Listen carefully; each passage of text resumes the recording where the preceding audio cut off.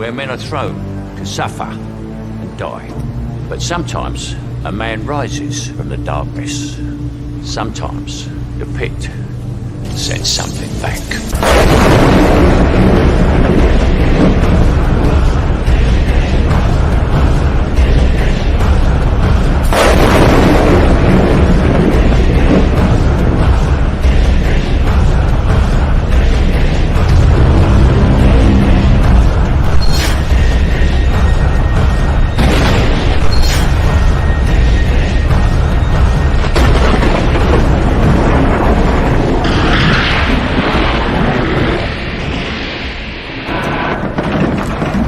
Started the fire.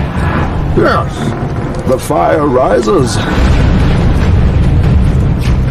Hey, how's it going, everybody out there on the internet land? Welcome to our first ever ZooBox Debates. We got a good one for you tonight. We got a mobile Butcher Pete, versus Vegan Educator and Activist Nico Stubler, who's been kind enough to come down to ZooBox and give us some of his time. How's it going, guys? Morning. Afternoon, evening. Hey, team. And so we're just going to start off. We're going to give a couple brief introductions for our interlocutors here. Oh, you like that? That's a big word, interlocutors. And then we're just kind of going to get into it. All right. So I'm going to do old Butcher Pete here's past and future guest, Mr. Profitt. Dan is a professionally trained and seasoned butcher and slaughterman who is the founder and chief operator of Butcher Pete's Mobile Meat LLC. Dan serves the Southern New Hampshire area agricultural circuit with butchering services and other consultation.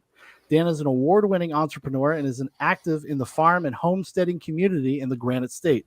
In addition, Dan is an extended member of the ZooBox family, a past and future guest, and regularly contributes to literature, film, and internet subculture commentary on ZooBox podcasts, probably his deepest passion. Indeed. And for the man of the hour, the man gracious to share our time, Nico. Nico is a passionate climate and animal rights activist who has dedicated his time to both scholarly pursuits. Nico has an MA in animal studies from NYU and frontline experience in various avenues from Greenpeace, Peace Corps, and direct action everywhere.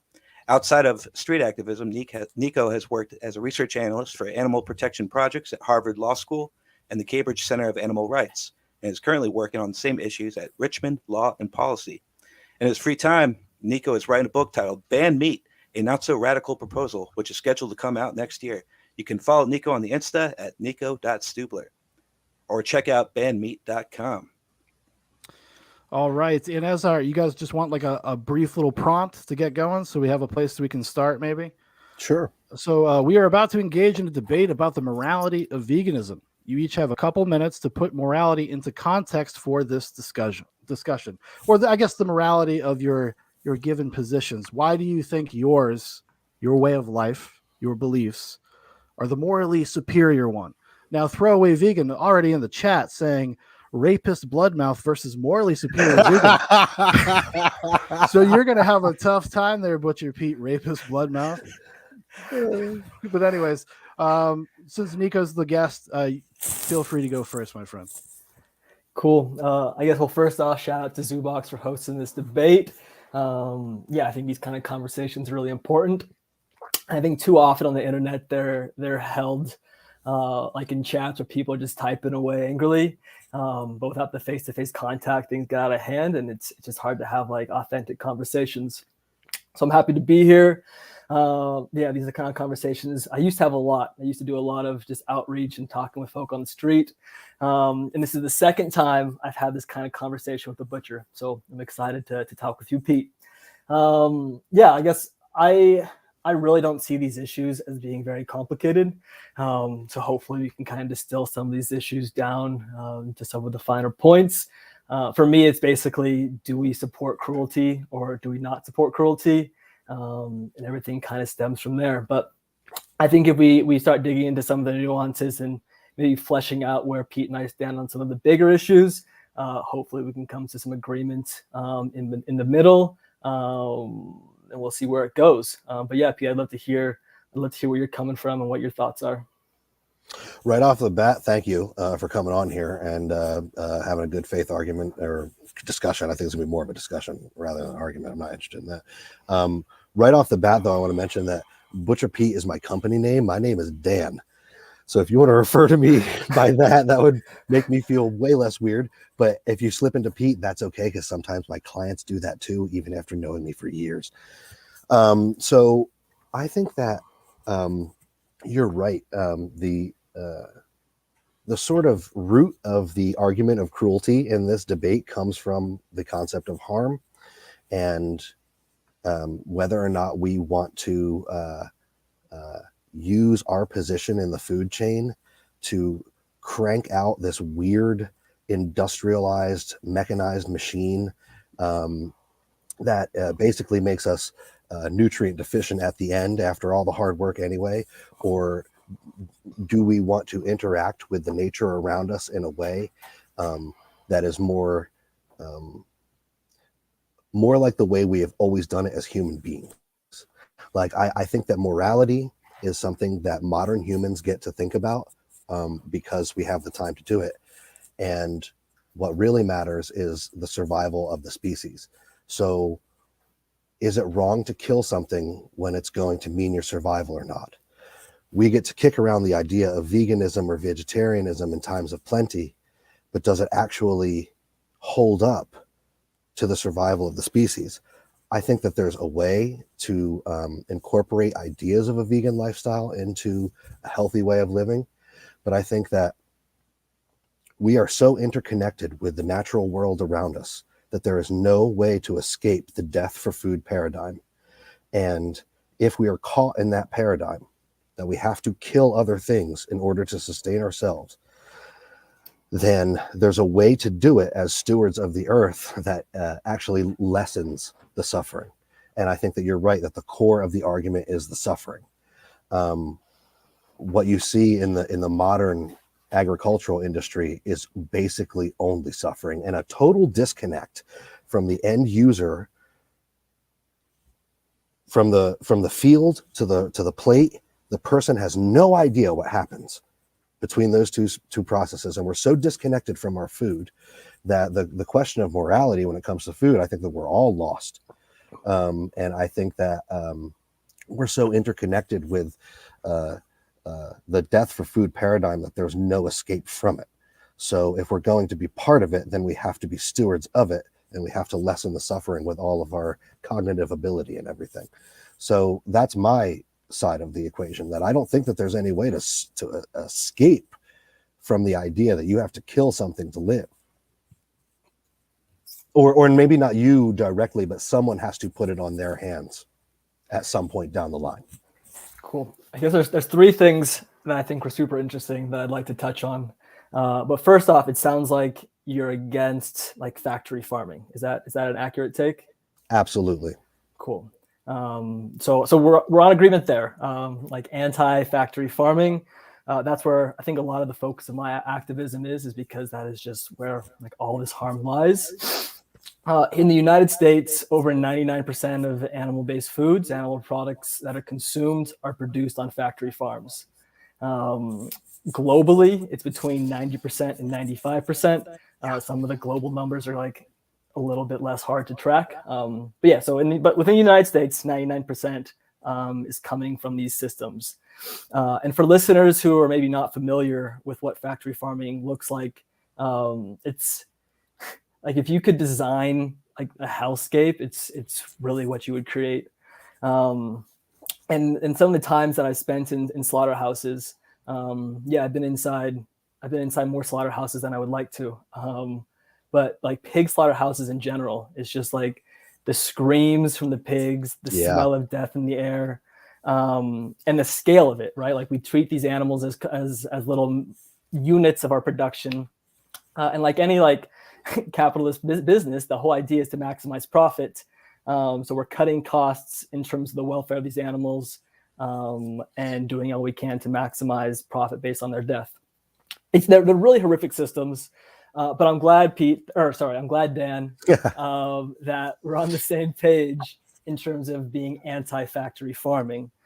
So then is your position that like doing your business, like a more small scale production, like the ethical alternative, or I guess I'm having trouble seeing what we're debating on right now, because it seems like we're on the same page. Well, yeah, and that's why I think we should come at this rather than a debate, rather than a discussion with a scalpel, because I think we are on the same page about a lot of stuff. The factory farming is, I mean, I don't deal with that at all. I deal with people who raise 2 or 3 hogs at a time, who know their hogs' names, who care about the conditions that they're hog. I have a rule that I won't work with a client unless I want to be one of their animals. I mean, some of these people, when you describe the kind of sanctuary situation that these animals would be saved in, where we would to stop animal agriculture and sort of keep them alive for an extended period of time. I mean, these people raise their animals in those kinds of environments, just like you were talking about with like varied environments, like not just out in a random pasture, but also in forests and places with rivers and streams and rocks and places where they can like just discover, and, you know, also a place where the farmer can curate the kind of things that they eat and stuff, so they're not eating the wrong stuff. But I get to work with people who really give a fuck about these creatures, and it's this like whole different side of shit that most of the world doesn't see, because the other part is that I work part-time at a normie grocery store, and I get to see Mr. Normie buy his meat, and they don't give 3/2 of a fuck about anything other than whether or not the pork chops are 89 cents this week. And it's fucking heartbreaking to think that billions of creatures live out their lives in a crate so that some fucking dude can eat 27 chicken wings on a fucking Super Bowl day and not think anything about the 12.5 chickens that went into that. And I always talk about like this skit that I want to do, like a comedy skit, when somebody comes in and takes a boneless, skinless chicken breast. Give me 6 pounds of boneless, skinless chicken breast. What the fuck do you do with the rest of the animal? Do you just rip the breast out of it and throw the rest of the animal? Or that 1/4 pound of salmon fillet that you just want the thick end of it. You don't want the tail end of it. What, you just throw the rest into the sea?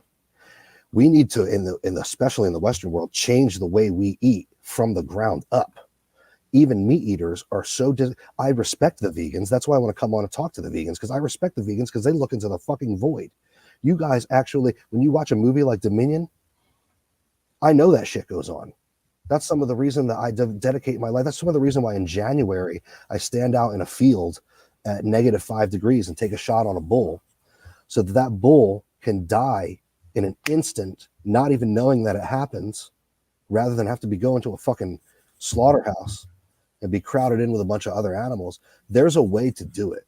And yeah, it seems a bit perverse, but I don't think that there's anything, there's nothing morally wrong with taking a life.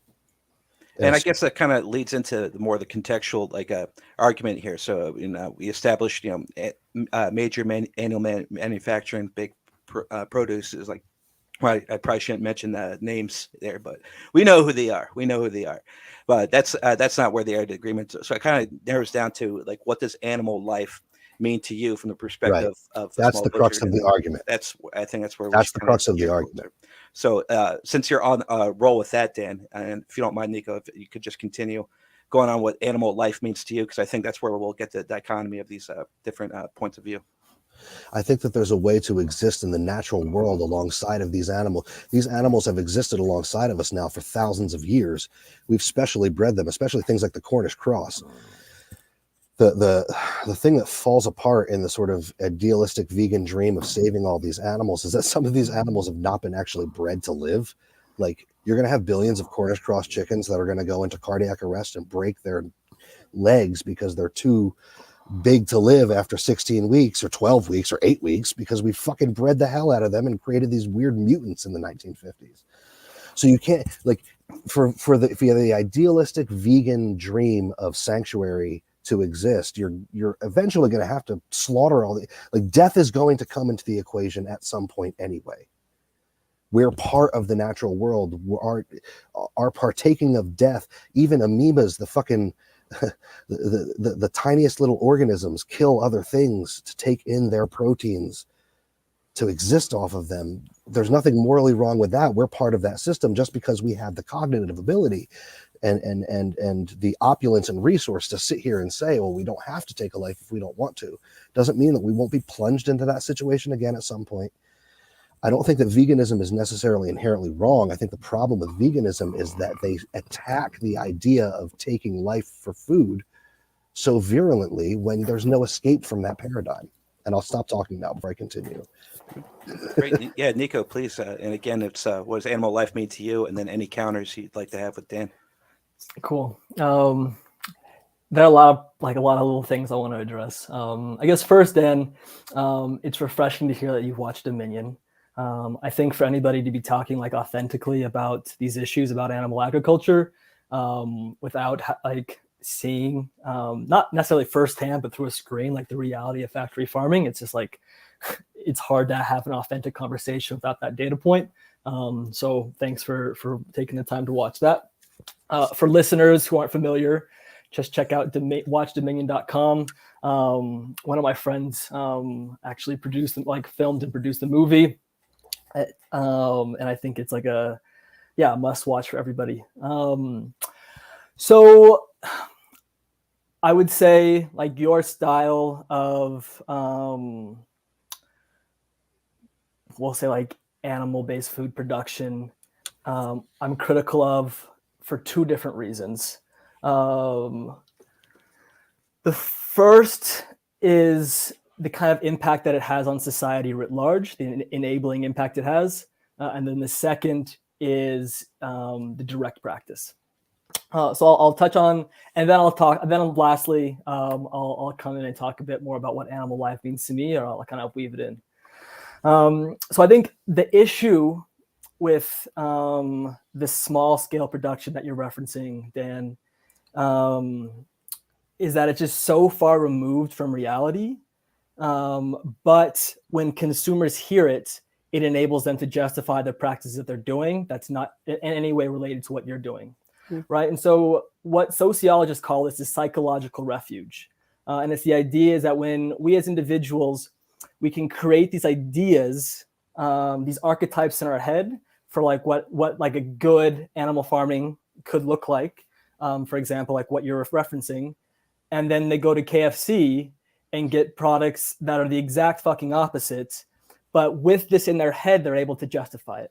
Right. And so like a lot of the work that I do at Richmond Law and Policy, it's a law firm in New York, is we sue corporations for what's called humane washing, right? It's presenting their products as like... interesting. So like what greenwashing is in corporations, it's like when they're framing these products that are inherently unsustainable, but they're framing them as like green to sell them. Humane washing is doing the same thing, but with like our products are humane. Interesting. And so one of the big so for example, we sued Ben & Jerry's the other year for their labeling. They labeled all their dairy products. The ice cream was said that their dairy comes from happy cows, which is patently false. Right? Like the cows are like objectively miserable. They live fucking horrendous lives. Right. We won the lawsuit and they had to remove that labeling from all their packaging. But like Whole Foods is also notorious for this. It's like they market their products as being humane, they sell at a premium, so they're taking advantage of the goodwill of their consumers. Yep. And then it's planting in the heads of society that there are humane and ethical ways to be consuming these products. And so my first critique of folk like you who are trying to do it right is that people hear the story, they're like, oh my gosh, like there's like this great fucking guy Dan, like there's like ethical ways to do this, but then they apply it to all the bullshit they like all the other bullshit practices. There are two authors that are really notorious in this space. One's called Jonathan Safran Foer. He wrote a book called Eating Animals, which is actually the book that made me go vegan like 10 years ago. And then another author called Michael Pollan. And both of these authors are like purportedly vegan, but they kind of promote this idea, I think this myth of doing this ethically. So anyway, that's my first critique. I'll try to wrap this up quick. We got all night, buddy. We got all right.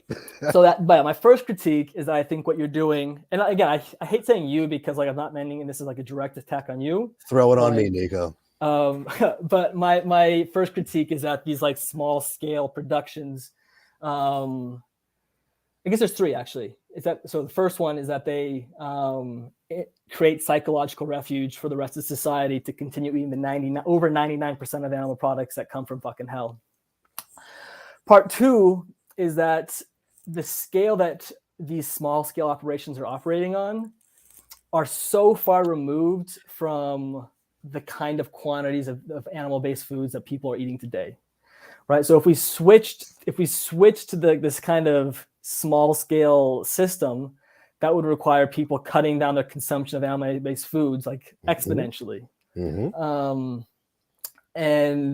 And the amount of land, like the environmental impact of like actually giving these animals some like real space for them to be able to live on, like environmental impact skyrockets. The amount of animal-based foods people are eating just plummets. And it's what it would do is like switching to the system would drive animal-based foods to become a luxury product that only like the most well-to-do people in society are able to purchase, kind of like what caviar is today.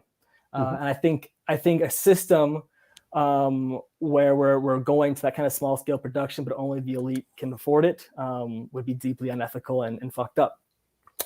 All right, part three, and for me, this is like the core issue that I think we can maybe agree or come closer to agreeing on the first 2 points. The third point, I don't know if we'll be able to agree on tonight, but for me, it's really the crux of the issue. And it goes back to what Paul's question is of like, what does animal life mean to me? And it's that I think raising, instrumentalizing, and killing animals to eat them is deeply problematic and unethical. And I think if we needed to consume animals, that changes the whole fucking discussion. Like if it was required for us to be eating animals to live happy, healthy, robust lives, then we enter the question like how to do it in the best way possible. But the reality is like we don't need to eat animals, right? Like it's been 10 years since I've had an animal product. And COVID aside, I've never felt better. Get well, by the way. What's up? I said get well, by the way. Yeah, dude, this long COVID is it's a pain in the dick. Desiccated beef liver has a lot of vitamin A in it, which fights viral load. But anyway, continue. Okay. Well, I would rather stop this the rest of my life and go there. But I'm teasing you, Nico. But anyway, so we don't need to eat animals. We don't need to be participating in these systems. And so I just can't get my head around the rationalization for doing it. And I will say, I think the style that you're approaching this with, if we were required to eat animals, it's that's the kind of style I would want to be pursuing. But it's kind of like a non-issue because we don't need to be doing this. We can live robust, healthy lives, decrease our impact on the environment, and not have to fucking kill anybody. So finally, to answer your question, Paul, that you started all this off with, and then I'll toss it back over to you, Dan. What is animal life to me? I think that the differences between myself and a pig are fleetingly small compared to the similarities. I think we both feel pain. We can both feel happiness. We both do not want to feel pain, and we both want to be happy. I think the biological similarities and our capacity to suffer is very fucking similar. Ethology is a study of animal behavior. And it was kind of poo-pooed for much of the 20th century. But in the last 2 decades, it's really blown up as a social science. More and more studies come out that really giving evidence to these similarities and these shared lived experiences. So for me, I think it's deeply problematic and ethical to cause these kind of sensitive individuals harm. We don't need to, and I don't think we should. So, Nico, just to clarify, so like animals, do you see them in a sense of like being equal? Obviously, there's mental superiority, brain function capacity. That's they're not the same thing, but just in relations to you as a human, as a vegan human, they're about the same. Yeah. So the value of the life is the same. I'm sorry. So there's this that's like the crux of it. So there's this idea called speciesism, which gained popular notoriety in a book called Animal Liberation that was written by Peter Singer in 1979. It had been around for a while, but that's really when it like entered like the academic mainstream. And so speciesism is the idea of assigning disparate moral value based solely on the species of an animal. So like whereas racism is assigning disparate moral value based on race, speciesism is based on species. An anti-racist will hold that there isn't a morally relevant distinction between races. Anti-speciesists like myself hold that there's not a morally relevant distinction between species. So yes, of course, there are significant differences between us and other animals, but I don't think they're morally relevant. I think we're all equal in terms of the moral worth we're deserving of. And I think the crux of it is that I think our interests should be treated equally, right? So dogs don't have an interest of flying airplanes or of driving automobiles. Like that's not one of their passions, but like smelling a ton of shit on the sidewalk is very high on their list of things to do, right? And so I think dogs' interest in being able to sniff but in not being able to drive should be respected, and the human's interest in being able to drive and not be able and like not sniffing is needs to be respected. So I don't know if that answers the question, Paul. No, it did for the conversation, right? So we had kind of like a circle of life thing, as Dan alluded to in his response, and then you were with your anti-speciesism stance that obviously acknowledging the biological differences, but like morally and then just equally, the pig has the same like rights to happiness as the human does, and that's basically like your stance on that, right? Correct. Good. Okay. And I think and different things bring us happiness. But I think and different things cause us suffering. Sure. Yeah, I think every being has the same right to not suffer and to live like happy, fulfilled lives. Absolutely. All right. Thank you, Nico. Hey, Dan, you got a couple counterpoints there. Quite right. Before we move on to that, Nico, what's your shirt say? No, I don't miss bacon. Nice. We both called out political things on our clothing tonight. I want to make milk raw again. I want everybody to have 2 goats and milk them for their own raw milk. Also, Garmalo's, best little deli in Swansea, New Hampshire. Even if you're a vegan, you can get all of your stuff there. They got everything. They got fruits and vegetables, everything. I took a lot of notes while you were talking. First of all, I wanted to comment on the smells of a slaughterhouse. Jesus fucking Christ, Lord Almighty. I worked in a slaughterhouse before for about 6 months, and it was a quote unquote good slaughterhouse. And even there, you can't escape this fucking industrial feeling where pigs are squealing, screaming, God, like the sound, the smell, the feel, the humidity, the blood in the air. It's disgusting. I'm with you on that. Okay. The idea of societal enabling, the impact on society when we enable this idea. I don't think that there's anything wrong with enabling the idea that you have to kill for food. I think that what is wrong is this idea where Joe Sixpack sits down on a Saturday and eats 27 chicken wings as a contest to himself and doesn't understand. He himself has never looked into the eyes of a creature and had that creature beg for its life. Okay. This man has never experienced the idea of its food being something that gave like his chicken wing was some other creature's greatest sacrifice. And this fucking dumb motherfucker has no other thought in his head other than Joe Montaigne DeMarlio III is going to get 1,000 yards rushing this year. And he gets to scarf down his chicken wings. What you talked about, direct practices, the quantity of meat has to go down. You're right. Americans, meat or otherwise, we throw out a half of the food we produce. Okay? This goes on every part of the food chain, down from the farms, down to the restaurants, down to the grocery stores, down to your leftovers in the refrigerator that you decided not to cook because you wanted to cook your DiGiorno pizza or whatever, we throw out half of the shit we produce in the first place. Okay? So the whole fucking system doesn't need to exist in the first place. It needs to exist by 50%. Okay? Even accounting for our leftovers, it needs to exist by 60%. Also, Americans, Westerners need to change the way they eat meat. There's more on the fucking plate than pork chops, steaks, ground beef, and sausages, okay? There's more to that animal. There's liver, there's kidney, there's heart. Did you know that liver is one of the most nutrient-dense substances on the fucking planet? And everybody goes, ew, but it filters out the pee-pee. It filters out the pee-pee. I don't want to eat it. It filters out the pee-pee. Americans, Westerners need to change the way they eat meat if they want to continue to eat meat, because the fucking system of meat that we have is unsustainable. It's literally going to collapse. You know what happened last year when COVID fucking happened?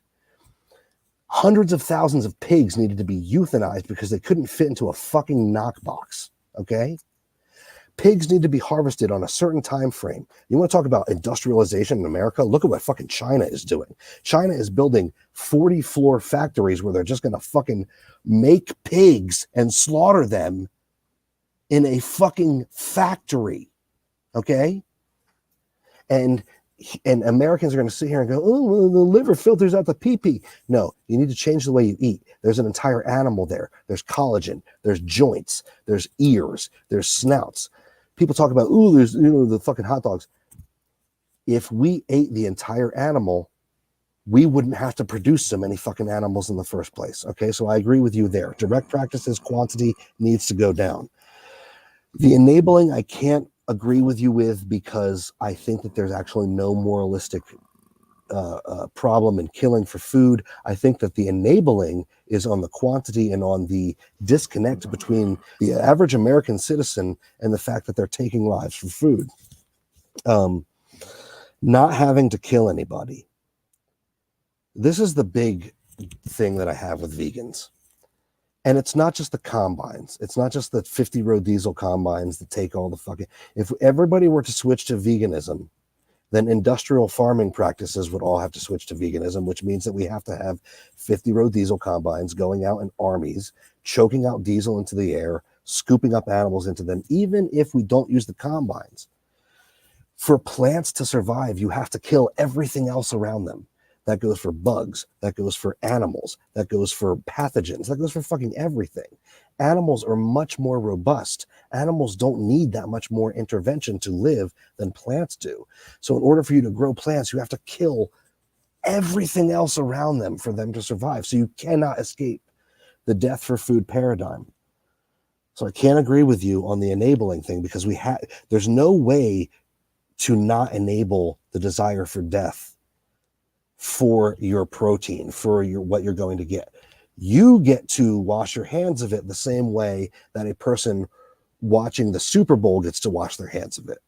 You get to pretend that the Impossible Burger, that your Fuego Takis, which are vegan. I have a whole vegan mukbang planned for tonight. I got fucking Oreos. That's vegan. I got Sour Patch Kids. That's vegan. Do you know how many fucking immigrants had to pick this corn for fucking $3 an hour, packed into a goddamn trailer at the end of the day, 20 of them, to pick your fucking corn? I mean, Nico, I don't judge you personally, but I don't think that there's any difference between me shooting a cow in the field and you packing 50 immigrants into a trailer so you can get your corn soy oil, fucking Crisco pure vegetable oil, which is more heart healthy. So I can't agree with you on the enabling thing, because I think that there's no way to separate death from you getting the nutrients that you need. That goes for animal, plant, fungus, and everything. And that's not a retarded thing. The vegans are like, oh, well, you talk about plant suffering. Everything has to die for you to live. Stop talking about how my stomach is a graveyard. The last thing, interests should be represented. Your last argument was that interests should be represented. But I think that the human interest to kill for food is a 10,000-year-old paradigm that we cannot get out of. We're animals that exist in the natural world. We get to sit here and pretend, because of our opulence, that we can escape that paradigm, and perhaps we can for now. But as soon as the shit hits the fan, you would eat a dog. And that's the end of my argument. That's your counterparts. Okay, Nico. So basically, your response to the death for food paradigm, and any other counterpoints or responses you had to Dan's reaction. Thanks, Paul. All right, so a few quick points, and then I'll dig into the meat of the issue, the coconut meat of the issue. So you mentioned, like a really good point of when COVID hit, and all these slaughterhouses were getting shut down because of COVID. The tens of thousands of pigs who were euthanized. I just wanted to like take a quick point of contention of not agreeing with that word euthanize. I think euthanize has its place when we're helping individuals die like nice deaths that are like in their benefit. But what was happening, for folk who don't know, is called mass ventilation shutdown. So we were packing these pigs into barns, thousands of them, into these barns, these sheds, sealing off all the exits and all the gaps, and pumping ultra heated steam into them. So basically, these thousands of individuals, over the course of hours, roasted alive. So really fucked up shit. But again, like when we conceptualize these individuals and instrumentalize them in the deepest sense, like their only purpose for being on this earth is for us to kill them and eat them, then you can do all these other practices, and like there's really no holding back. You mentioned that they have to be killed on a time frame, and that is so true. The time frame is at 6 months, right? When they're still essentially babies. Right. So we're breeding these animals, we're bringing them to life, and we're killing them while they're babies, while they're children. And so some industries have specific terms for this, right? Like veal is a baby cow, lamb is a baby sheep. But we give them these like nice little flowery languages when the reality is we're killing and eating babies. And we do it because the skin is more tender. All right, so that's the time frame. I think the crux of this, like you mentioned, is like, do we have to kill? My position is, yeah, we're entropic beings. Our very existence requires destruction, caloric destruction. So there's a faith tradition in India called Jainism, and the saints in that tradition, like the highest idea, the highest, the highest principle of that religion is called ahimsa. It's this idea right here, which means non-violence. And the reason for that is because when we inflict violence on others, we create separation from others. And the idea in these traditions is that we're all connected, we're all the same, we're all equal, and committing violence prevents that spiritual truth. So saints in this tradition will fast until they die. Like they'll literally just stop eating because out of acknowledgement that to consume anything requires destruction. Okay. Right. So that's my first point. They're right. They're right. Right. So they're right. And that's why I think when vegans brand themselves as cruelty free, it's problematic because that doesn't exist. What I do think is that so then at that point, the key is to reduce our harm, reduce our cruelty as much as we can.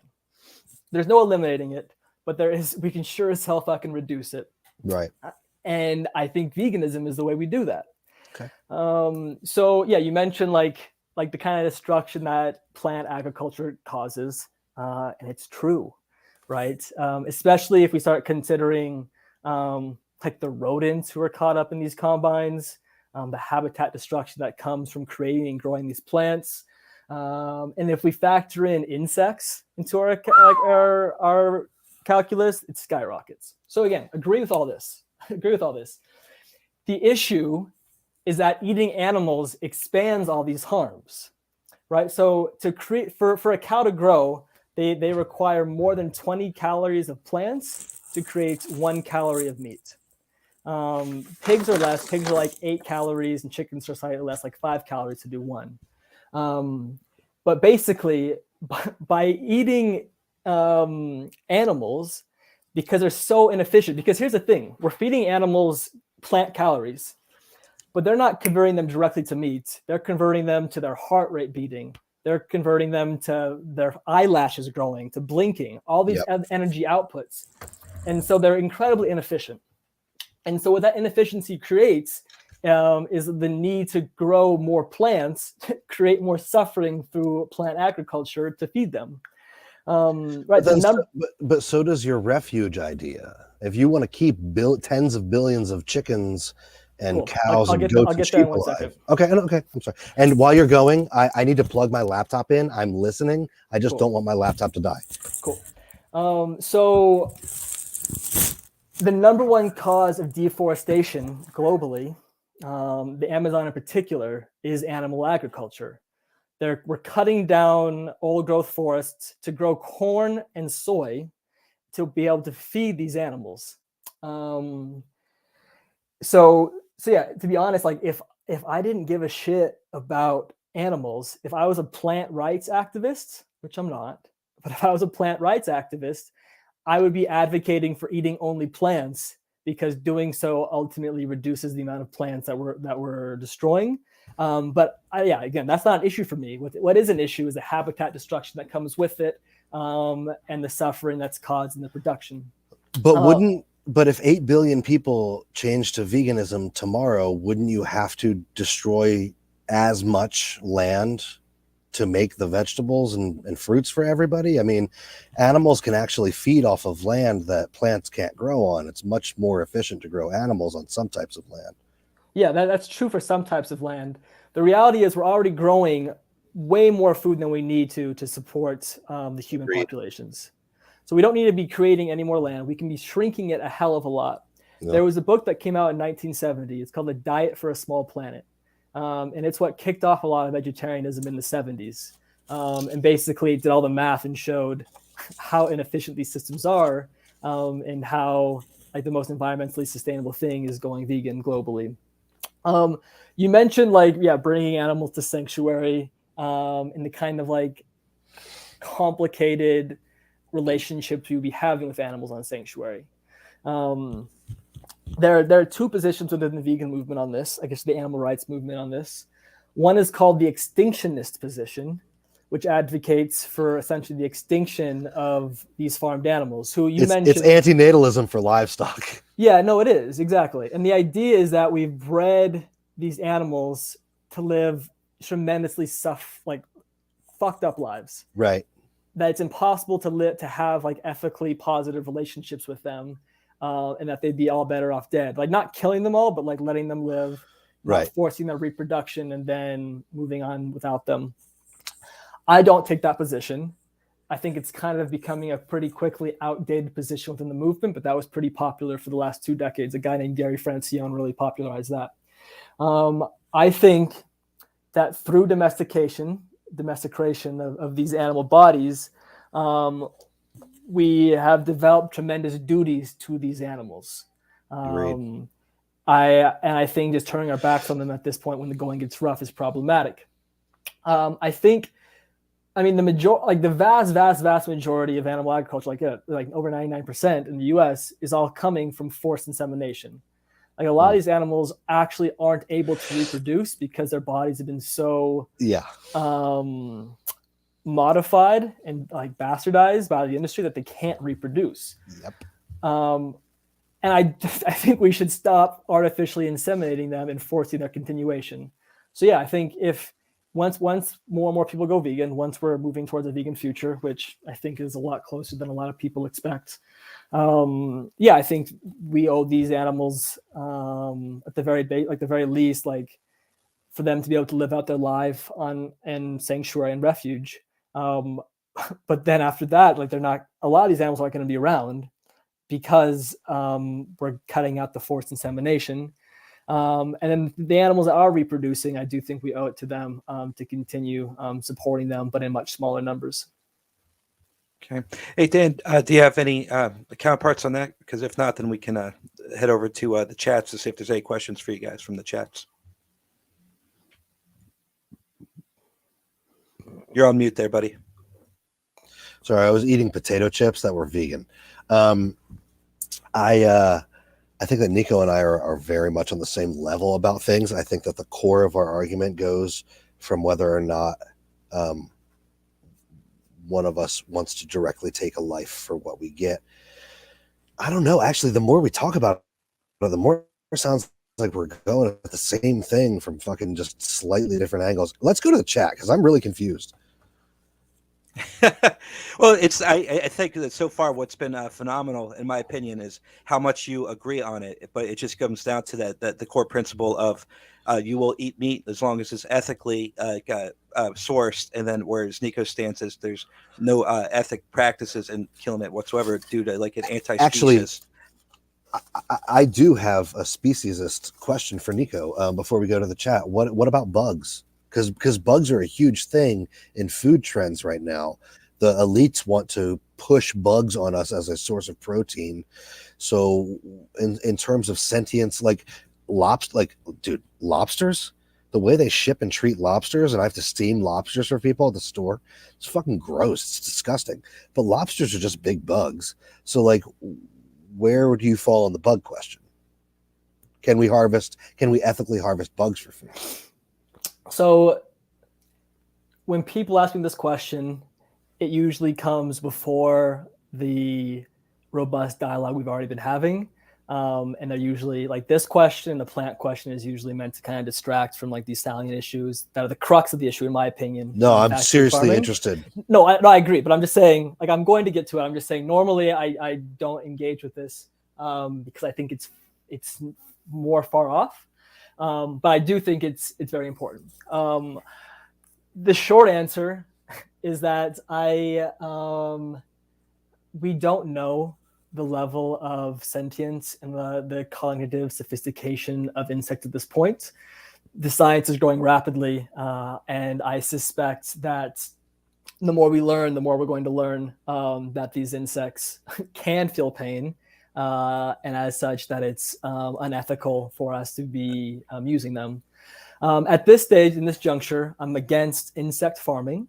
I'm against creating new horrendous industries before we know the full ramifications of creating them. Yeah. But I'm also in favor of reducing our harm, but recognizing that we live inconsistent lives, and that we are creating harm. So to take it back to the Jains in India, a lot of Jains constantly wear face masks, like before COVID, to prevent them from accidentally inhaling a bug. They are naked. They're called skyclad for fear of having a bug land in their shirts and whatever and like crushing them accidentally. They walk with a broom in front of them and sweeping the ground so they don't step on somebody. And they don't travel on wheeled vehicles during rainy season because there are so many individuals on the street. Yeah. I think that's morally consistent, and I think that's honestly ethically superior. But at this stage, in this juncture, I don't think it's pragmatic to be recommending that or advocating that at a societal level. Like after a road trip, the number of individuals I've killed on the front of my car screen is crazy. Yeah. But like I would be open to addressing these issues in like a very serious way once these big ticket items like factory farming in particular. Right. And that's fair. That's a fair answer. So I ask about it only because it's a huge food trend that the elites are pushing on literally billions of people coming up, and it's an ethical problem that we're going to have to face. And also, if we get attacked from the planet of Kendathu, I need to know if Nico is going to be on my side fighting in the Space Marines and the Terran Infantry, fighting against these fucking bugs. That's a Starship Troopers Trooper joke. We love that here at Zoobox. Sean, my man, is there anything from the chat? Yeah, we have a question from Goldshaw Farm. If you have rotational grazed animals, cattle, sheep, geese, you're creating a more diverse ecosystem that supports life and sequesters carbon through that grazing. That's true, Nico. So I would say that, you know, especially with homestead type farmers, it's more about like the symbiotic relationship between their land, their animals, what they eat, etc., and that everybody in a natural way benefits from it. And is that something that like you would recognize or understand, Nico, or take into consideration? Yeah, I see a lot of these issues as not necessarily binaries, but as various shades of gray. And I think some of these systems are clearly superior, like morally, to the current system we're in. But I also don't think they're necessary. And because they're not necessary, I think we'd be better off without them. We're talking about like ecologically diverse systems. If we really want to create an ecologically diverse system, we would not be grazing it. We would not be cutting down all the trees to be able to grow animals on it. And we'll be letting like nature develop and propagate and create the kind of diverse ecosystems that only nature can do. Again, like the issue for me is necessity. It's like if we needed to be eating, I forget the animals that were just mentioned, sheep, geese, whoever. It's cattle, sheep, and geese. If we needed to be eating these individuals, then I'd say, yeah, that like great. That's a good idea. Like we're moving in the right direction. We don't need to eat these individuals, and so I think at that point we shouldn't be eating them. Well, I have a follow-up question just for myself. Like, how do you think the median person, like, what is the easiest, what's the easiest way for them to get the nutrients they need in their diet on like what they can afford? Yeah. So the easiest way to get our nutrients is from the same way that animals get their nutrients, like farmed animals, and it's from plants. I lived for nearly 2 years in Nicaragua in like this tiny village in the mountains. And the majority of my community members were vegetarian 30 days a month, like 30 out of 31 days a month, for economic necessity, right? Like all the food items that are the cheapest are plants. The only reason that there's some animal products that have such low price points in the United States is because they're artificially low through government subsidies, because the animal ag industry is one of the greatest lobbying industries in the country. So yeah, we artificially create like low prices for these animal-based foods. But the reality is that like it's taking more calories to produce these than we're getting out. It's innately inefficient, and the cheapest way to get calories is from plants, and it's also the healthiest, right? Like there's no cholesterol. Like animals create cholesterol, like a lot of the fucked up shit in our food. And like again, there are ways to eat vegan unhealthily, as Dan is like helping us demonstrate over there. But yeah, I would say like glad you picked up on. Yeah, I would say that the health, like you can do everything. You can do everything like healthier or less healthy, but generally speaking, whole food plant-based, I think, is the healthier route and also the cheaper route. Sean, there's a quick caveat, like a lot of the foods that are promoted by vegans, especially like on social media, are like these expensive like faux meats and all these like products, which are expensive. And the reason that they're promoted is because we're trying to engage with a community, people who aren't yet vegan, and like trying to meet them where they are. But if you're just eating basic foods like beans, rice, vegetables, fruits, that's the cheapest diet we can be doing. And I think that I would agree with Nico that we just need to change the way we eat. We're so wasteful and disgusting with the way we consume. And trust me, I'm doing a vegan mukbang tonight. I got like 10,000 calories of disgusting, gross shit to eat. Okay. And there, like as an American, you can just choose to overconsume. And even if you can eat to your heart's content, you can throw up and eat again like a fucking Roman. And we're still going to produce more, 50% more than what we need.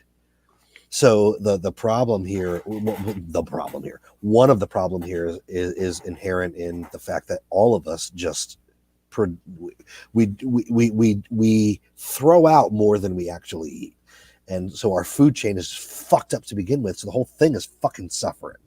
Doesn't matter if you eat a carrot, because Guadalupe. Whoever has to fucking pick that carrot, or we had to topple his government in South America to get his banana in the first place.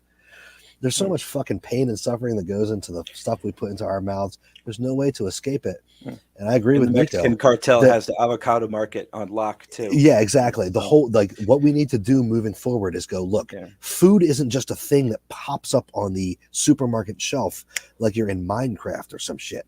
Food, like, if you've ever tried to produce your own vegetables, your own fruit, have you ever tried to grow your own peach? Shit takes time. It takes resources. It takes patience. It could take pesticides. It could take all kinds of shit. If you ever, like, we have a little operation up here where we have our own raw milk goats, and we harvest the boy goats. I'm sorry, Nico. We harvest the boy goats for the meat and everything.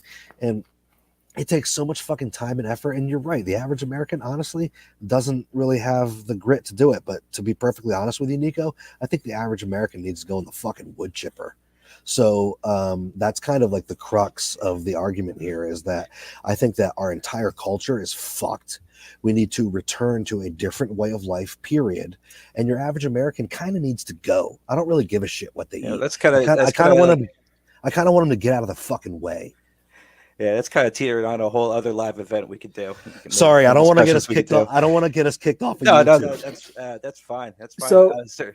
Sorry, Nico, do you have anything you want to counter for that? Otherwise, we'll go hop back into the chat. I'll go quick and then let's hop into the chat because that sounds like a lot more fun. Yeah, than me rambling. There are so many euphemisms when we talk about what we're doing to animals. Like you mentioned, like harvesting these animals. And it's like, I think it makes sense to talk about harvesting a peach. But when we're talking about the lives of these individuals, I think harvesting them, it's a euphemism to like stand in for what we're really doing. And what we're really doing is killing them. If they were humans, we would say we're murdering them. I've fallen victim to my own marketing on that shit. But it's like we use these words because saying the truth it's hard. It's like saying like I'm gonna go murder these two individuals. Yep. That fucking sucks. No one wants to say that. So that was that quick point. And like I agree. Like everything that we're doing in society is like existing in this modern age is like ethically problematic. It's like the kind of minerals and resource that went to this phone created a lot of suffering. So like, I'm not saying, and I think it needs to be more deeply embedded within the animal rights movement, that being vegan is cruelty free. But I think it's like a level of magnitude less cruel, and it's a good place to start. And like the difference is that like all these systems are creating harm, but animal ag in particular is relying on the use, abuse, and exploitation of these sensitive individuals who don't want to be used, and don't want to be exploited.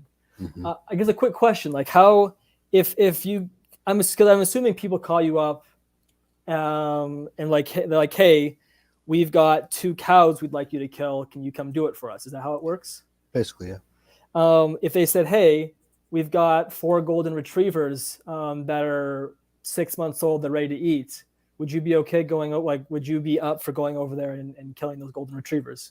Yes. Okay. And see, I appreciate that. And I think that's ethically consistent. I don't think there's not a difference between. First of all, for legal reasons, I'd never go kill your horse or your dog. But if we were in a survival scenario, I'd absolutely do it for you because you need to eat. And you've mentioned like this sort of like this idea of like, I wrote this down. You mentioned, maybe I deleted it. Oh, you like, perhaps we can, like, we're living in, what word did you use? This like opulent society. An opulence bubble is the phrase. An opulence bubble where we're able to think critically about these decisions and like philosophize over them. But like, and you said that maybe we can for now, but maybe not in the future. I think for me, like that's what matters. It's like, yes, we can right now think about this. We live in lives and like in a society of privilege where we're able to think about these things and we're able to make the decision. Right. And because it's our choice and because we don't fucking need to be killing these individuals, I think we shouldn't. Fast forward 250 years post-nuclear apocalypse and we're trying to survive. Like it's a different story, but it's just like these sci-fi scenarios are irrelevant, I think, to the current like status quo. I think the issue is like we don't need to kill and eat animals now. We have the option not to, and like we're ethically required to do so. But the crux of my argument, and let's get to some more of these chats, is that it is requisite. Yes, we do need to kill these animals. We, as human beings, if we started to survive off of protein packs that were just nutrients that were given to us, we would lose an aspect of our nature. We're animals that exist in this world. We have killed for tens of thousands of years for what we want. Human, animal, whatever. Killing is part of the male, at least the male human paradigm. And that might be misogynist of me. Men need to kill shit to feel regular. And I think that goes along with the tradition of hunting that is embedded in the human.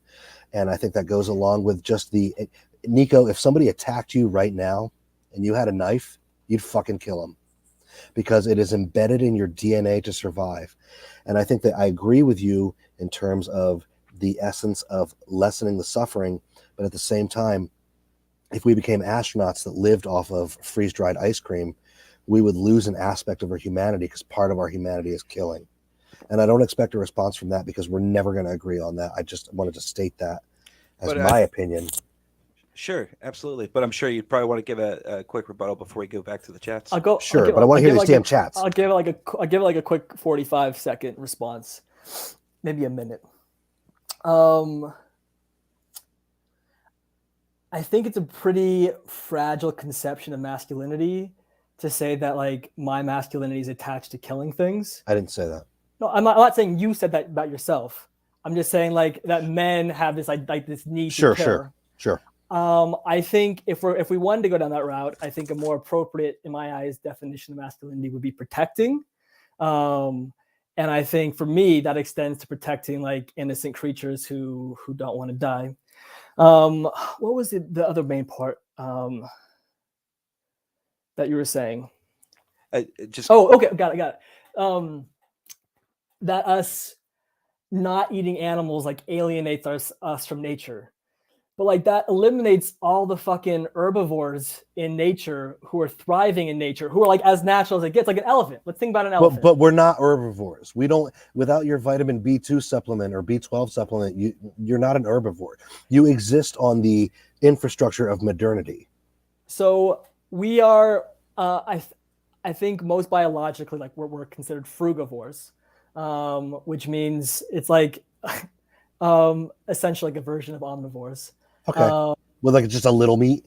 With a little meat, yeah. It's what gorillas are called. Gorillas don't eat meat; they eat insects. But besides that, they're vegan. And so the issue is that again, it's so simple to me. It's like we can eat animals, right? Clearly, but we don't need to eat animals. But like a nursing mother or a pregnant woman needs animal. I mean, there's things like choline that's hard. I mean, that's not really bioavailable in plants. Like, how far would you take it? Would a nursing baby need to live off of corn syrup oil or mother's milk? Like, so according to the CDC, women are able to healthily nurse children vegan without any issues. Like modern medicine is pretty clear that. Nico, you're an activist. You're an activist. Are you going to appeal to the CDC? I'm appealing to a pretty fucking mainstream conservative group. That for a long time they've been advocating against it. But yeah, but like modern medicine's pretty fucking clear. Like there's not debate about whether or not you can bring a baby to term in a robustly healthy way, vegan. There's one argument that I make that modern medicine is not fucking clear on anything. But I'm shocked that as a nutritionalist activist that you would appeal to the fucking CDC or modern medicine on anything. I just think the idea that women need to, or folk with uteruses that need to fucking eat animal products to be able to have a healthy pregnancy was like made sense like 40 years ago. But it's just not like legit or valid when you look at like the actual science. Then why does every other American who was raised on baby formula look like a fucking potato walking around Walmart? Was that because of the meat they ate, or that they were pumped full of high fructose corn syrup from the moment they were born? I mean, it's not a buy. The options aren't eat animals or eat baby formula, right? Well, Like we can be, when you're a baby, it kind of is, because you either breastfeed or drink formula for like yeah. the first 8 months. I think babies can breastfeed and be vegan. Like they're consensually consuming the milk of their mother. But Totally then after they get off the tit, where do they get those nutrients from? from plants. Yeah, it's like all But so do I give my infant a vitamin B12 shot, or what are we doing? So vitamin B12 is a bacteria. It comes from bacteria. Yeah. The way that most Americans get their B12, They don't actually.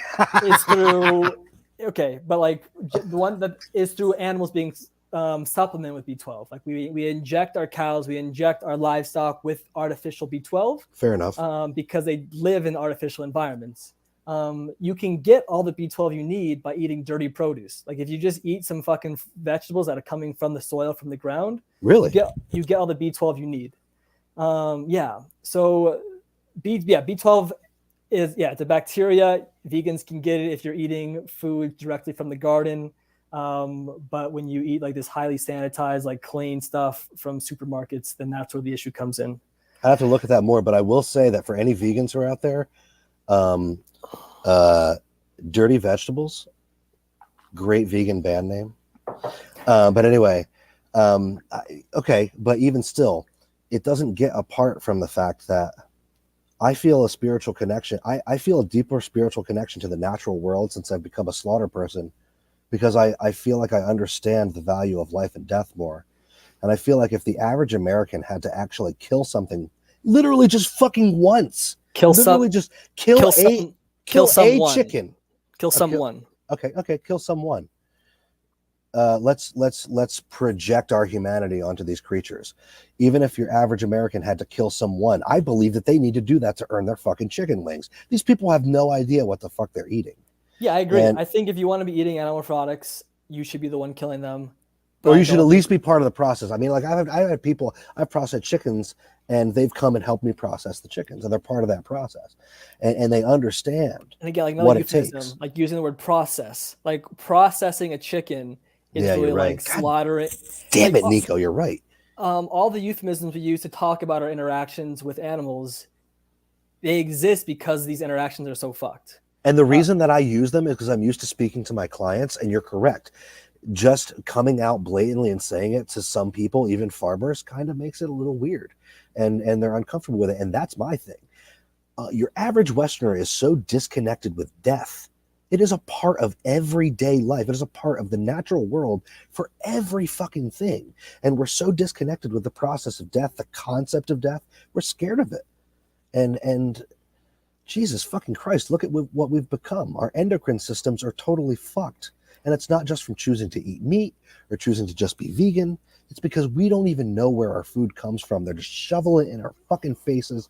Nabisco, General Mills, just shovel it in. You don't even know what's in it. You don't know what it does to your body.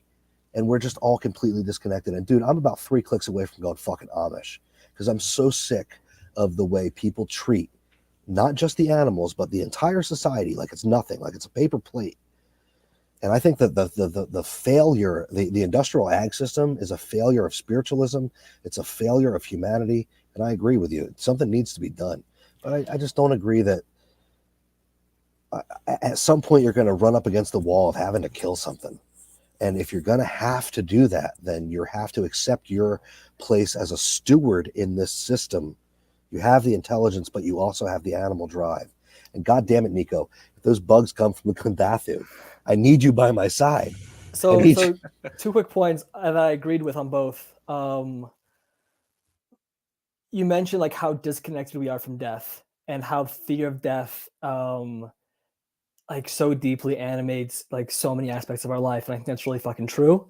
I think, like in modern American society, we are so alienated from death in really like problematic ways. And I think it really reduces the value of like our lives in the day to day.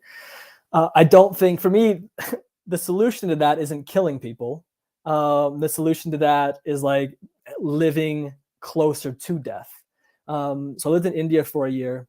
And every day on my walk to university saw dead humans on the street.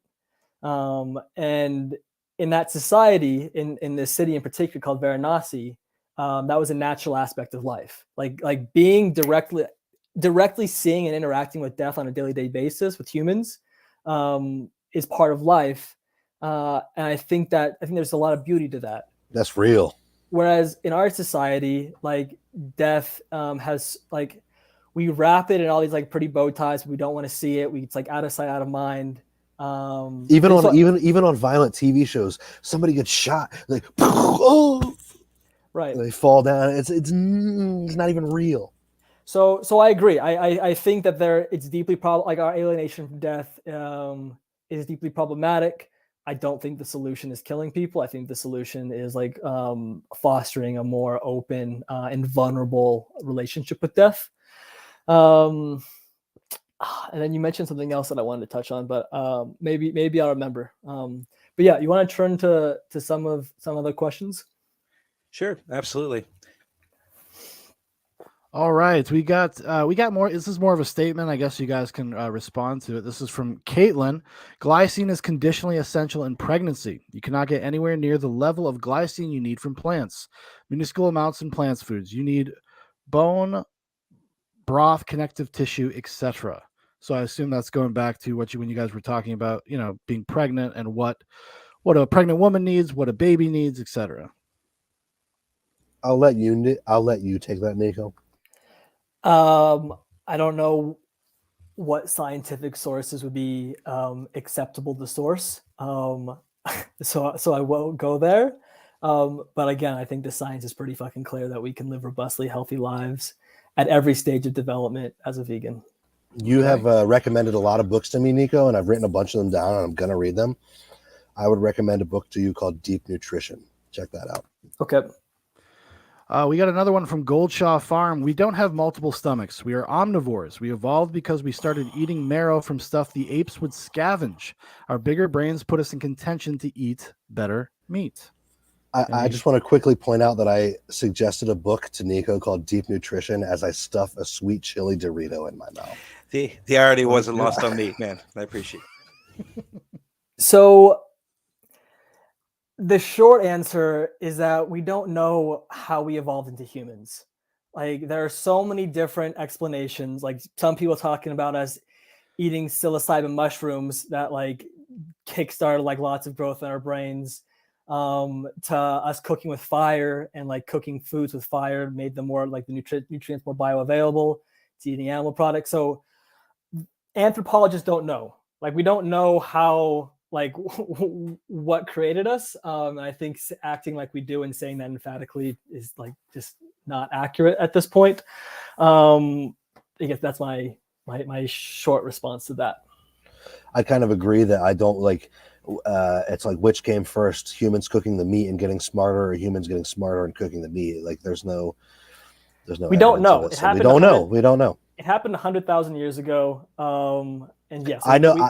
I personally know that when I took psilocybin when I was 18, I got a lot fucking smarter. But that's just my own anecdotal evidence. Right. And so like I cited that like is like an example of like there's like everybody in all these different groups have their own little theories for what made us human to justify their own like agenda. So I don't think citing those kind of like those naturalistic arguments don't make a lot of sense to me. It's like so many things with history, especially into antiquity, like we actually don't know. So when people find some little thing, they like grab onto it like, oh, me. So yeah. Good question though. From Mark Miller, this is another statement more than a question. Better stewardship of raising animals are the issue. Free ranging, natural, and better quality of grazing, no steroids, etc. But the bottom line is critters are made for man's use. Well, that's just it. Is like, I don't even know if even with my position, do I think that critters are made for man's use? I think that we might have found our place in the food chain and the ecology of our natural world. It doesn't necessarily mean that they're made for our use, because that opens up the gateway to endless abuses of these fucking creatures. They're made for our use. Yeah, usually I mean that whole conceptualization is tied to like Genesis in the Bible, where like the verse is that God gave all like animal life, or God gave mankind dominion over all animals. I think if we were to accept the validity of Genesis in the Bible, and that's like a different discussion, I think what the crux of that comes down to is how we define dominion. I think the English translation of dominion is reductive and not complete. And the way that I think the more appropriate and scholarly translation of dominion is like care. It's like God gave mankind care over all all animals. I think care entails like us protecting the welfare of these individuals rather than like God gave them to us to like exploit in whatever crazy capacities we want. But again, I usually, for people who want to go the religious route, that's usually the response. But then it opens up the animal passions door, which, if anybody's familiar with the previous episodes of Zoobox, animal passions, like if we have dominion over these animals, we can fuck them too. So it's like, have you thought about the extremis of your argument, or are you just fucking reading the Bible? Another thing, I totally forgot Nutter Butters. I was gonna make Nutter Butters a part of my vegan fucking mukbang. I totally fucking forgot. Nutter Butters are clutch. So Dan, you mentioned this idea of have interspecies sex. There's a ballot initiative that was recently added to the ballot in Oregon, and essentially it right now bestiality laws in the United States have exemptions for animal agriculture. What? So, is that because of artificial insemination? Right. So bestiality is illegal except for animal agriculture. And the animal agriculture industry is spending tens of thousands, hundreds of thousands of dollars to combat this ballot initiative, because if it passed, it would prevent animal agriculture from functioning in Oregon. Right. So we are doing it. It's like artificial insemination is definitionally a form of it's rape. It's rape. I mean, well, if we didn't have to grow 8 billion fucking beef every year, we wouldn't have to fucking artificially inseminate. I mean, we don't artificially inseminate up here. We let the roosters rape. Let's talk about, you want to talk about insemination? Chicken culture is literally based on rape. Okay, the entire thing. Did I get raped today or not? Did the rooster want to fuck me? He did. I got raped. So chickens deserve to be eaten. Okay, right off the bat. They're horrible creatures, and I love many of my chickens.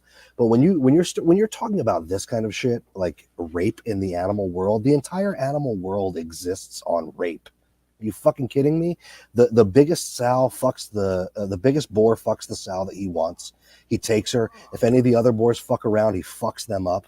The rooster fucks whatever fucking hen he wants. The entire animal world is based on rape. So if you want to split hairs about artificial insemination, I think it's wrong. Yeah, I think in some cases it's necessary. In many cases it's wrong. But left to their own devices, these animals will brutalize each other. Bulls will fuck heifers until their backs break. So don't talk to me about animal consent. It doesn't exist in the animal world. We project consent onto them. In fact, we create situations that are more consensual for them through selective breeding. Artificial insemination is a little fucked up. Is this a primrose path to leading towards a bestiality argument, though? No, that's another topic, and we need a less distinguished guest for that one. I'm not going to drag Nico through the world of zoophiles. That's not what the scope was. I want Nico to. We did not agree to that prior to coming in here. But I would like, and I don't want me to be confrontational, but I would like Nico to respond to the idea that the animal world is based on rape, and how does that project into human consent while we breed these livestock? They rape each other all the time. I think it's a very reductive and inaccurate perception. It's real. My rooster rapes whatever hen he wants. That's not me. That's not a reductio ad absurdum. That's me looking out my back window. It's your projection onto this dynamic of the rooster. So first off, roosters. Okay, but hold on. No, hold on. But if I jumped on your back and fucked you in the ass, is that rape? Yeah. Okay. So when a rooster does that to a hen, how is that different? Don't they feel pain? Doesn't the hen have ideas of what she wants from the day? Does she want to get fucked by that rooster or not? Did you ask her? So ethologists, the field of ethology, again, the study of animal behavior, I'm looking into that, by the way. I want to bring up something about that in a second, but continue. Cool. So ethologists study animal behavior, and they study these kind of dynamics. You're projecting all your own like assumptions on like how relating between individuals should be based on your cultural experiences here. But the starting point of doing that for non-human animals, it doesn't track. Every species of animals has I've ways. seen animals. I've seen a sow that doesn't want to get it from a boar. All right. So I really don't think that this is like a helpful rabbit hole for us to be going down. You're right. You're right. I'm happy to do it. I don't think it's helpful. And yeah. Well, that's what I was saying earlier. It's a less formed notion of what going into this, because we're going into another topic that we did not discuss prior. So let's keep it right. And I don't want to get off into the weeds, and I don't want to get hyped up. And I'm pretty sure you want to rely on Nico and our Starship Troopers scenario if that ever happens. So and Nico's going to be by my side. We're going to be making drops, and we're going to be slaughtering bugs by the fucking thousands. And he's going to be like, we're going to need boots on the ground. Get it. And we're going to be there boots on the ground. But ethnology, animal behavior, I want to point out that real quickly before we go into anything, most farmers don't understand this concept at all. And me, as a person who has to go onto their farms and kill their animals, actually has a much better idea of their animal psychology than they do. And it's something that needs to change in farming, even in small farming. But continue.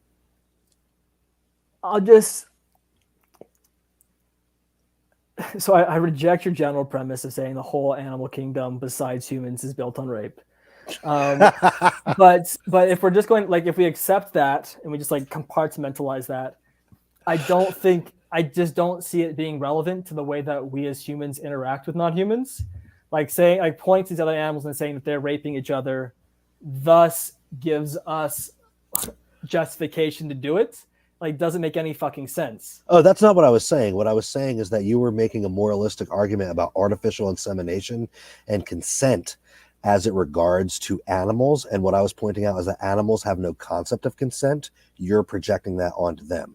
While I agree with you that artificial insemination can be fucked up, you're projecting your own human notions onto the world about rape via artificial insemination. I'm saying there's no difference between AI and a rooster just raping whatever hen he wants. I think there's a dramatically different difference, and it's that you're a human.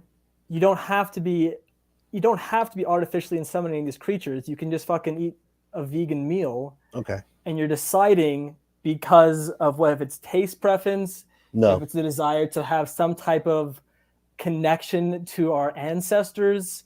I don't know what it is, but out of some I want a connection to God. When I kill an animal for food, I feel a connection to God, because God is giving me. And listen, I'm not talking about the Judeo-Christian blue-eyed Jesus. When I say God, I'm talking about the clockmaker, whatever thing put us here. I don't know how to define it, but it gave us this opportunity to exchange calories for energy. And I'm going to partake in that. And I don't feel bad killing another being for that. To be perfectly fucking honest, if they were threatening my life, I wouldn't think twice about killing another human being. And I take headshots for a living. So it's not like, to me, the idea of killing is not a moralistic argument. It's whether or not you're creating the suffering in the first place. This is going to be a bit direct. But it's like not about you, Dan. It's like you killing somebody to feel closer to God isn't your right. Like no, it's not your right to kill somebody to feel connected to God. We have the idea of, because that thing is my food. That thing feeds my child. They're not a thing. They're an individual. They're a sensitive individual who wants to live. But when they're dead, they're a thing. And listen, I agree with you that while they're living, they're sensitive individuals. I name my chickens. Dude, all my chickens have names. We name them after singers. A couple of them are buried behind the house because I was so close to them that I didn't want to eat them. But the truth of the matter is that we still exist in this natural world. It's part of our natural imperative to kill other things to live. And I'm trying to express to you in a not hateful way, in a way that says that I don't want to cause harm to these creatures, that I just feel like I'm part of this system. There's no way out of it. And while I'm here experiencing a mortal life, I will take mortal life because it is part of the system. Just the same way a tardigrade eats some other thing. I at least have the sentience to say, before I eat this thing, I'll make sure it has a beautiful life, and I'll make sure it dies in an instant. They die in an instant. Dude, let me tell you something. I'm sorry, I'm not getting hyped up or angry or anything. This is just how I talk. I'm from Jersey. Every animal that I kill has a more peaceful death than I will have. Hands down.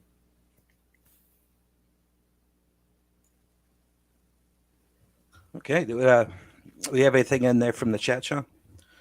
This one will be, I guess, is kind of on the lines of what we've been talking about and talking about the hierarchy of value, sentient life, and stuff like that. This question comes in from Little Zay. What are their feelings on abortion? Pro-life or pro-choice? Dude, Edgewood Little Zay is texting us from jail? Yes. I asked people for questions earlier, so this is one of the preloaded questions. I'm interested in Nico's answer to that. Tell me about abortion. We're running down a lot of rabbit holes and distractions, but I can just be authentic and give you my own personal opinion. I think women have the right to decide what they want to do with their bodies, and don't think my opinion really fucking matters. Okay, that's fair enough.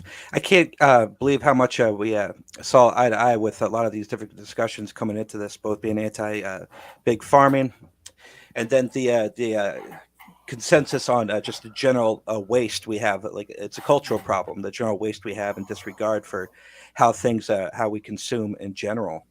I don't know if Sean, you had any other commentary there, but I think at this point, maybe just any closing arguments. I know Nico has a book coming out, and anything Dan wants to say, but I'll pass it over to you, Sean.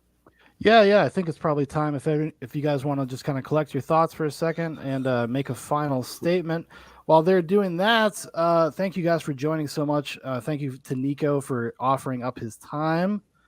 Also, yes, we have a new Reddit, r/Zoobox. Go get in there. We're having some fun. If you like movie reviews, if you like talking about culture and literature and stuff like that, this is a good channel to hang out in. This is our first debate. We've never done anything like this before. I'm happy that it went so cordial. And I know there's some contention. I know not everybody's going to see eye to eye, etc. But this was far from a Reddit sub, so this was classic. Yeah, it was. So I appreciate both of you guys. But anyways, Nico, if you have any closing statements or anything you want to say, now the floor is yours. Cool. Well, thanks, Zoobox, for having us on, and for anyone who's made it this far. Thanks for engaging. I think they're important conversations to have. I really think these issues are really fucking simple. There are complicated issues in terms of animal ethics, and us eating them, I just don't think is one of them. I think it's pretty fucking clear. It's like we don't need to kill any animals. Killing and eating animals causes more suffering than eating plants, and so we shouldn't fucking do it. I think it's easy to make these a lot more complicated because acknowledging that truth requires us incorporate big changes into our own life, and that's hard. And it's a lot easier to philosophize about these issues and come up with these crazy scenarios in which it's okay to eat animals. But yeah, I think for the most part, anyone who has access to watch this video and has the free time to watch this video is in a position to be vegan. And I think it's morally incumbent upon ourselves to do so. Awesome. Thank you. Dan? I would also encourage, I think the video that were you referring to Dominion just then, or this video? I was just saying, if you have time and the resources to be able to check this out, then I think generally speaking, you can be vegan. They're the examples, the crazy examples of folk who live in the Antarctic, and then that's a different scenario. But I think everyone watching this, it's within our means to be vegan. Being vegan causes less suffering, and it's that simple. Fair enough. In closing, I guess I would say that we can make the choice as humans to be stewards of these creatures who have lived a symbiont relationship with us for the last 10,000 years. We can live with it. They're part of us. We're never going to get rid of them unless we euthanize. And again, Nico, I'm sorry. Unless we fucking straight up murder and Holocaust tens of billions of animals, these animals are going to continue to be with us. We've put them here with us. So I think it's our job to create a better space for them, to create a different way of eating so that we utilize more of them, and so that we can give them the respect that they deserve for giving their lives for our nutrients. And I think that while Nico and I disagree on the death for food paradigm, or at least the way I look at it, we can agree that this system that we have is totally fucked. It's not sustainable. And we have to make major changes to the way that we eat and the way that we think if we're going to move forward as a species, or else billions of us are going to die. You know, this isn't sustainable, whether you eat meat or you're a vegan or whatever. We need to completely change the way we interact with food on this planet, or we're going to just run out of it. But I agree with Nico that we need to make these huge changes. And I just think that we need to go about it in a different way. And I think we need to make milk raw again. I think that you people out there drinking ultra pasteurized milk are robbing yourself of essential nutrients and vitamins. Get a fucking couple of goats, for God's sake, Jesus. And in that, Nico, Shauna, we also do a lot of book reviews and whatnot. So I personally will be keeping an eye out for banned meat and not so radical proposal coming out next year. And then hopefully you could be our resident vegan, and we come back and talk about the points you make in that book that's going to come out next year. One more thing that I'm sorry. That was what I was saying. Would love to. The other thing that I had in my notes is, first of all, I'm going to follow you on Instagram, Nico, because I want to follow your journey. I don't expect you to follow me back because I do post pictures of my work and you probably don't want to see it. I post it from a perspective that is much like you, from like an angry activist perspective, like, and I try to shake people out of their paradigms about the kind of meat that they're eating. But I am going to follow you on Instagram. Don't feel the need to follow me back because you probably don't want to see that shit. And also, I'm going to contact you about yoga poses for butchers because my back and my shoulders are all fucked up, and I can't find any like good yoga shit about because I stretch every morning. But it's all just like chicks that like want to look good on YouTube and shit. I need some like really hardcore shit for my back and shoulders. You need that core work. It's all I'm not fucking around with you either, dude. Actually, you could go check out a vegan's video, Vegan Calisthenic Gains, if you'd like. Oh yeah, that's true. Channel. Well, that's apex level shit. Well, that is it. We're not ready for that. Just go right into vegan. Look, hey, Nico's shredded like a fucking julienne salad. Yeah. I don't even know if I could get into some of the poses that this dude gets into, but I'm not fucking around. My back and shoulders are messed up from a life of fucking manual labor, but that's really all I have in my notes. I do have a notes that just says Takis.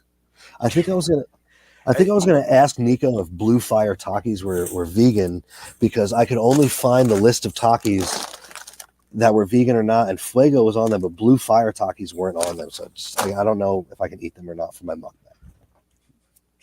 Gotcha. Well, Shad, do you have anything else, man? That's all I have. No, I think that's going to do it, everybody. Thank you so much for joining. Again, thank you to Nico. Thank you to Dan for having a civil back and forth. I really do appreciate it. Yeah. I think people need to talk to each other, especially when you exist on extremes, on different extremes, right? I think people need to talk to each other. They need to hear each other out in an honest and good faith way. And I think we achieved that mostly tonight. So I appreciate you both, and we'll see you guys next time. Well, hold on. Before we go off, I want to say one last. I'm sorry, Nico. What you're doing with the suing companies for being like falsely humane, you like need to keep doing that as much as possible. Don't sue Butcher Pete's, because I'm one dude that doesn't have any money, and you're kind of wasting your time, and I'm gonna probably have to kill animals anyway to keep up with if you sue me, there's gonna be all these lawyer fees. I'm gonna have to kill more animals to get the money. But keep doing what you're doing to these other people, because it is such fucking bullshit that they build entire industries on faking people into thinking that they're doing something for the environment. Right. Keep doing what you're doing, dude, and keep fighting big ag. Keep fighting the animal agriculture industry. I'll be right by your fucking side, dude. I'll be right by your fucking side. Slaughterhouses are bullshit. And thank you for coming on tonight and having a good faith discussion. Yeah, I think we can all agree that big meat, big animal ag's fucked, and like doesn't have a space in an ethical society. I think that's a good place to end. I agree. Again, thanks everybody for tuning in, and we'll see you next time. Probably going to talk about the Norm Macdonald book. It's going to be very different. It's a different show. A very different show. All right, everybody. Have a good night.